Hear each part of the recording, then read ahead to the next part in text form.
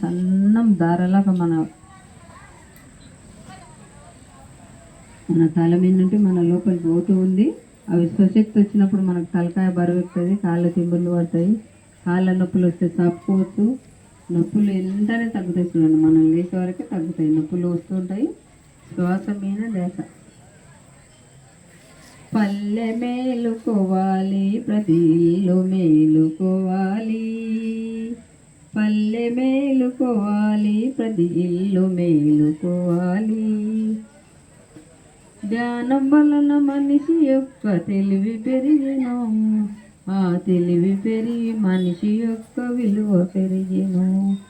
ఇది ధ్యానంతో సాధ్యమని చాటి చెప్పాలి.